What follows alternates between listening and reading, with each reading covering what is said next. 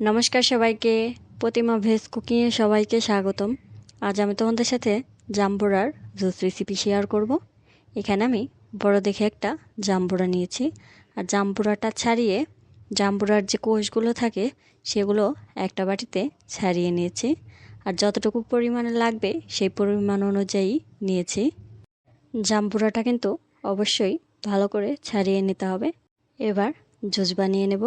এখানে আমি একটা ব্লেন্ডার জগ নিয়েছি। এই জগে এবার জাম্বুরাগুলো দিয়ে দেব।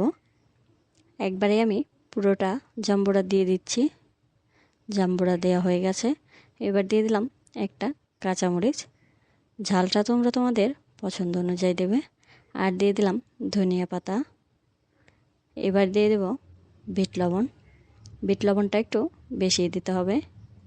আর দিয়ে দেব অল্প করে একটু জল। জলটা কিন্তু বেশি দেয়া যাবে না, তাহলে খেতে পানসে লাগবে। সব কিছু ব্লেন্ড করে নিয়েছি, আর ব্লেন্ড করে নেওয়ার পর আমি কিন্তু একটা ছাঁকনি দিয়ে ছেঁকে নিয়েছি। আর দেখো কত সুন্দর ব্লেন্ড করে নিয়েছিলাম। এই জুসটা এবার গ্লাসে ঢেলে নেব। এখানে আমি 3টা ছোট ছোট গ্লাস নিয়েছি। এবার ধীরে ধীরে ঢেলে নিচ্ছি, আর 3টাই সমানভাবে ঢেলে নেব। বাজারে কিংবা গাছে জাম্বুরা থাকতে থাকতেই তোমরা একদিন এরকম জাম্বুরার জুস বানিয়ে খেয়ে দেখবে। আশা করি খুবই ভালো লাগবে। জুস সমানভাবে সব গ্লাসেই ঢেলে নিয়েছি।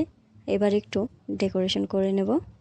এখানে আমি 3টা গ্লাসেই ধনিয়া পাতার অংশটুকু দিয়ে দিচ্ছি। আজকের এই রেসিপিটা তোমাদের কেমন লাগলো অবশ্যই কমেন্ট করে জানাবে। সবাই ভালো থাকবে, সুস্থ থাকবে। নমস্কার।